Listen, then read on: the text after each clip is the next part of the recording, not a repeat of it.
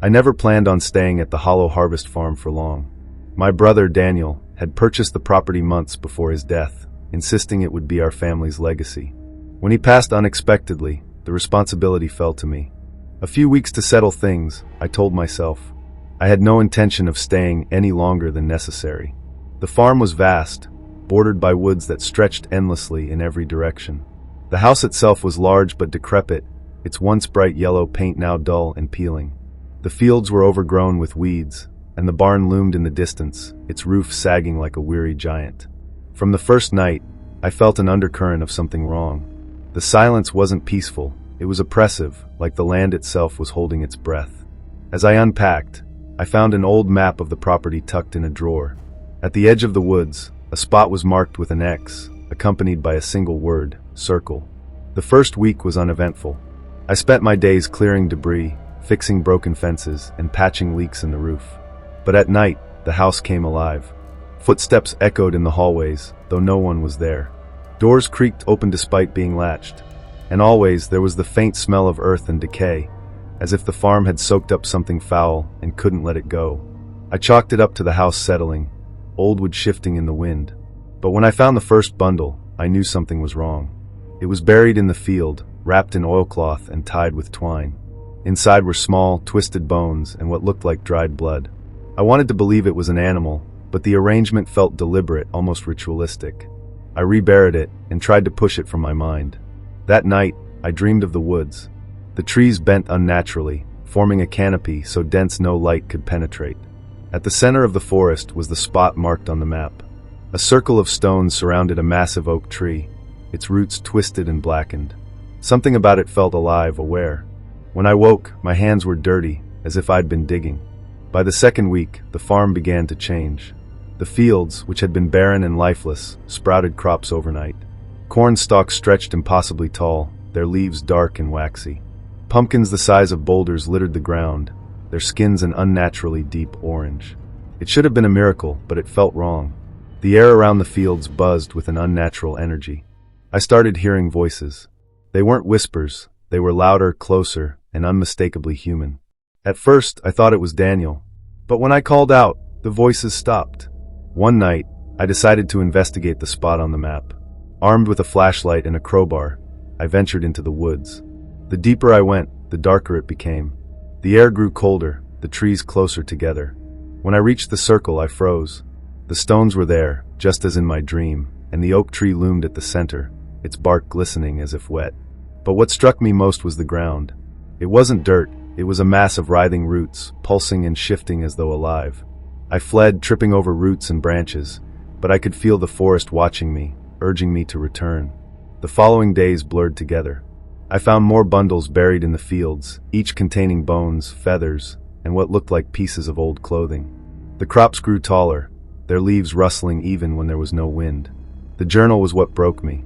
I found it hidden in the attic, its leather cover cracked with age. It belonged to the farm's original owner, a man named Elias Hollow. The entries were chilling. The soil here is rich, but it comes with a cost. The circle in the woods demands offerings, blood and bone to feed the harvest. Without it, the land will turn to dust, and those who tend it will be taken. Elias described a pact made generations ago, a deal with something he only referred to as the Hollow. The offerings had kept the farm alive for centuries, but as the years passed, the sacrifices grew darker. I didn't believe it, at least not at first. But when the voices called to me that night, louder than ever, I couldn't ignore them. They came from the barn, where I found Daniel's belongings in a corner. His coat, his boots, and his blood-stained wallet. I knew then what had happened to him. The farm had taken him. I tried to leave the next morning, but the car wouldn't start. The road leading away from the property seemed to stretch endlessly, looping back to the farmhouse no matter which direction I drove. The nights grew longer, the voices louder. The house groaned as if alive, and the air grew so thick I could barely breathe. When I returned to the circle, the oak tree was different.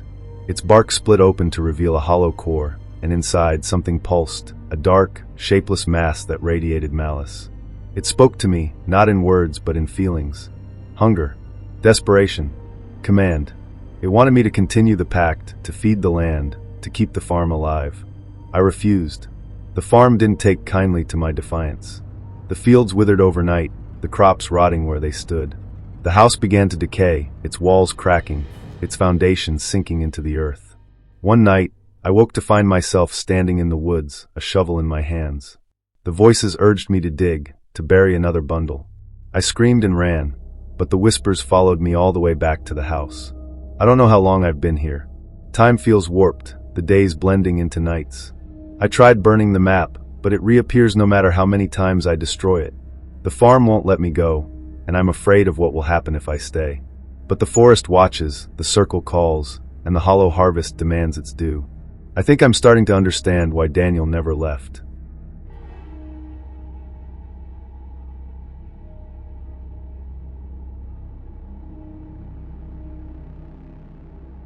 I had heard stories about the place as a child, whispered by old-timers who spoke of curses and disappearances. The Forgotten Fields, they called it, a stretch of farmland abandoned decades ago, swallowed by time and rumor. When I inherited the property after my father's passing, I wasn't thrilled. I barely remembered him mentioning the land, and when I finally saw the deed, I felt an odd pull, like it was calling me back. The journey to the farm took me deep into the heart of nowhere. The land was overgrown, the house little more than a crumbling skeleton of wood and glass. Weeds choked the yard, and the air carried a strange metallic tang. Yet, despite the decay, there was something captivating about it, a sense of history buried beneath the rot. My first night was restless. The wind outside howled through broken windows, carrying with it the sound of rustling leaves and faint whispers. I told myself it was the wind, but in the dead of night, I swore I heard footsteps pacing the floor above me. The second day brought discoveries. I found a chest in the attic, locked with rusted hinges. Inside were faded photographs of a family I didn't recognize, stern faces staring out from another era. There were also journals, their pages yellowed and brittle. The handwriting was elegant but frantic, detailing the farm's descent into ruin. The entries spoke of strange occurrences, crops that grew impossibly fast, only to rot overnight, livestock that disappeared without a trace, and most disturbingly mentions of the Watchers, shadowy figures that appeared at dusk, always at the edge of the fields. I laughed it off as paranoia from a time when people clung to superstition. But that night I saw them. I'd gone to the window to close the curtains when I spotted movement in the field. At first, I thought it was deer, their shapes blending with the tall grass. But as my eyes adjusted, I realized they were human, or close to it. Their forms were thin, almost skeletal, and they moved with an unnatural grace, swaying as if blown by an unseen wind. They stood there for hours, watching the house. By the third day, the farm had begun to change. The air felt heavier, the ground softer, as though the land itself was alive. I avoided the fields, sticking close to the house, but the pull of the land was undeniable. The journals grew darker as I read on. The family had made a deal, though with what, they never said. The land had prospered at first, yielding bountiful harvests and healthy livestock. But the cost became clear when the eldest son vanished, followed by others. Each time someone disappeared, the fields thrived. One entry, written in shaky script, read, "They come for the blood. The land is theirs, and we are its keepers." That night, I dreamed of the fields. The grass parted before me as I walked, revealing blackened soil that seemed to pulse beneath my feet. The Watchers stood in a circle, their heads tilted unnaturally. When I stepped closer, they spoke in unison, their voices a low hum. "Return what was taken." When I woke, my hands were caked in dirt. The following days blurred into one another. The fields grew lush and vibrant, though I hadn't touched them. I saw animals wandering the property, their eyes dull, their movements jerky. At night, the Watchers drew closer, their outlines pressing against the windows, though they never stepped inside. I tried to leave. My car, which had worked perfectly fine, refused to start. The nearest town was hours away, and the paths leading from the farm seemed to twist and double back.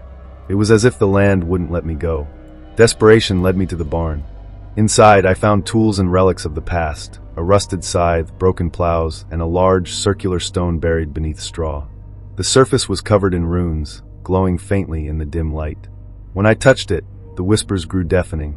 They weren't words, but emotions, fear, anger, hunger. I stumbled back, and the glow faded, but the sensation lingered, like the stone had marked me.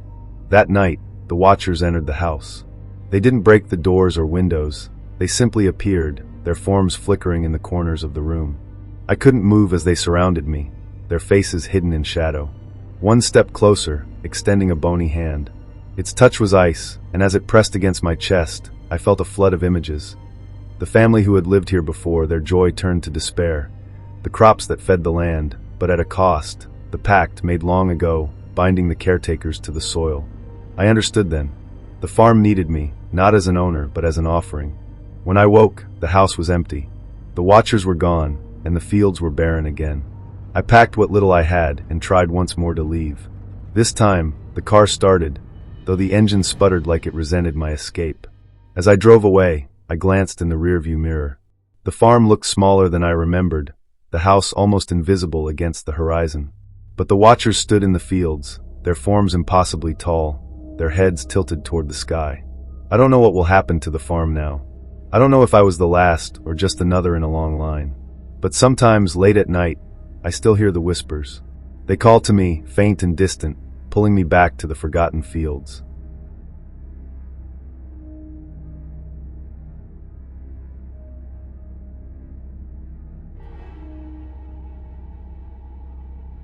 I never imagined I'd end up on a farm in the middle of nowhere. The job listing had been vague. Caretaker needed for an old farm. Isolated. Must be comfortable alone. I wasn't desperate, but something about it intrigued me. Maybe it was the promise of solitude, or the thought of escaping the city. Either way, I packed up my life and headed out. The drive felt endless. The further I went, the thinner the roads became, narrowing into gravel paths lined with skeletal trees. When I finally arrived, the sight of the farmhouse sent a shiver through me. It was massive, its wooden exterior weathered and gray. The barn stood a few hundred feet away, its red paint peeling, the roof sagging in places. The man who greeted me introduced himself as Mr. Harlan. His skin was pale and stretched tight over his bones, and his eyes darted nervously as he spoke. "The farm takes care of itself," he said. "You'll see." That was the last thing he said before handing me the keys and driving off without so much as a goodbye. The first few nights were uneventful. The silence was unnerving, broken only by the occasional rustle of wind through the trees or the creak of the old house settling. But by the third night, things began to change. I woke to the sound of something scratching at the window. When I pulled back the curtain, nothing was there, just an empty field bathed in moonlight. I told myself it was the wind, but the marks on the glass the next morning suggested otherwise. Exploring the property during the day offered no answers. The fields were overgrown, the barn filled with broken tools and rotting hay. But there was something strange about the soil. It was darker than it should have been, almost black, and when I ran my fingers through it, it felt oddly warm. That night, I heard whispers. Faint, unintelligible murmurs that seemed to come from the walls. I searched every room, but there was no one there. Sleep was impossible, and by morning, I was certain I'd imagined it. But then I found the journal. It was hidden in a drawer in the kitchen, its leather cover cracked and worn. The entries were written in a shaky hand, detailing strange occurrences on the farm. Animals that went missing, shadows that moved where they shouldn't, and a warning, never go into the woods at night. The woods surrounded the farm, a dense thicket of twisted trees. They had an almost magnetic pull, but I heeded the warning, at least for a while. One evening, as the sun dipped below the horizon, I saw something moving among the trees. It was too large to be an animal, but its movements were jerky and unnatural. I watched it until it disappeared, my heart hammering in my chest. I tried to leave the next morning, but my car wouldn't start. The battery was fine, the engine intact, but it refused to turn over. It felt as though the farm was holding me there. The whispers grew louder, and I started seeing things out of the corner of my eye. Figures that vanished when I turned to look. I stopped sleeping altogether, too afraid of what might happen if I closed my eyes. Desperation led me to the barn. I hadn't been inside since my first day, but something drew me there. The air inside was thick and stifling, and the smell of decay was overpowering. At the back, hidden beneath a pile of rotting wood, I found a trapdoor. It led to a tunnel, narrow and suffocating. I crawled through, the walls pressing in on me, until I emerged in a cavern. The walls glistened with a strange, viscous substance, and in the center stood an altar. On it lay a book, its pages filled with symbols I didn't understand. As I reached for it, the whispers turned into screams. The air around me grew heavy, and I felt something cold wrap around my ankle. I ran, leaving the book behind, and didn't stop until I was back in the house. That night, the scratching at the windows returned, but this time it was louder. I barricaded myself in my room, but the noises didn't stop. The whispers, the scratching, the pounding on the walls. It was as if the house itself was alive, trying to consume me. I don't know how much time passed. Days? Weeks? I stopped keeping track. The farm seemed to change, the landscape warping and shifting. The woods crept closer, their twisted branches reaching for the house. One night, I finally gave in to the pull of the woods. I don't know why, I just felt like I had no choice. The trees seemed to part for me, guiding me deeper and deeper until I reached a clearing. In the center stood Mr. Harlan, or what was left of him. His body was gaunt, his eyes sunken and glowing faintly. He smiled, revealing teeth too sharp to be human. "The farm takes care of itself," he said again, his voice echoing in the stillness. I don't remember what happened next. I woke up in my car, parked at the edge of the property. The keys were in the ignition, the engine running smoothly. As I drove away, I glanced in the rearview mirror. The farm was gone. In its place was an empty field, overgrown and silent. But the whispers never stopped.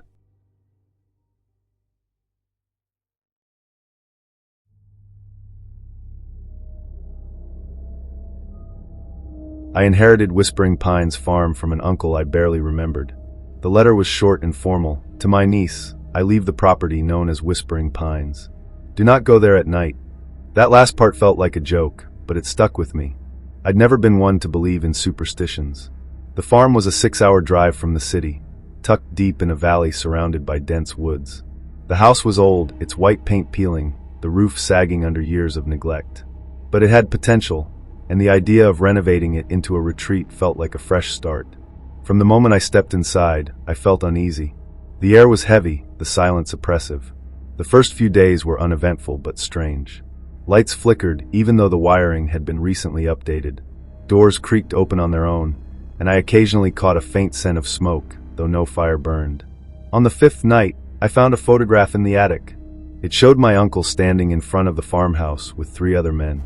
Their faces were blurred, as though the camera had been shaking. On the back, scrawled in a messy hand, were the words, "We finished the pact." It's done. That night, I dreamed of the woods.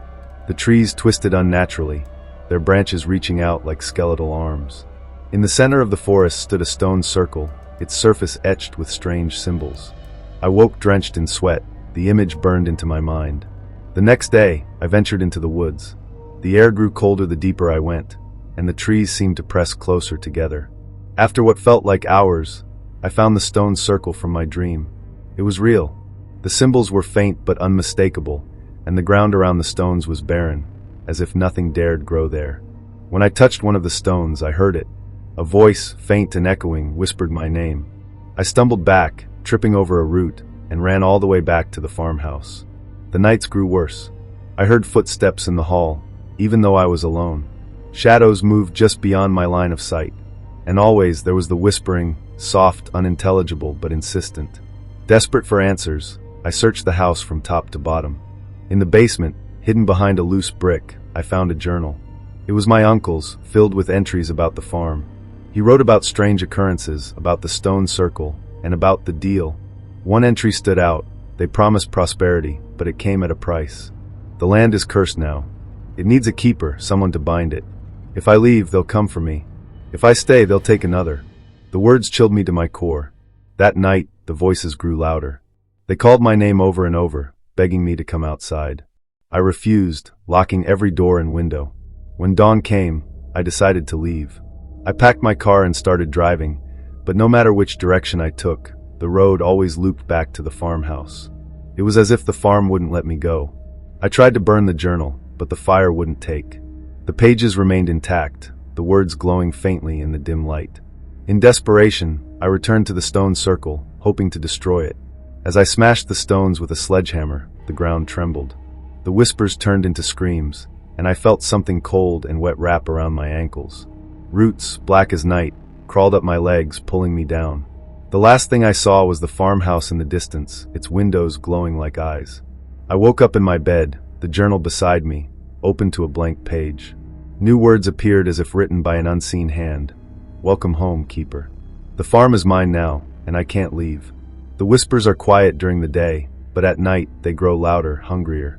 I've started writing in the journal, just like my uncle. And now I wait.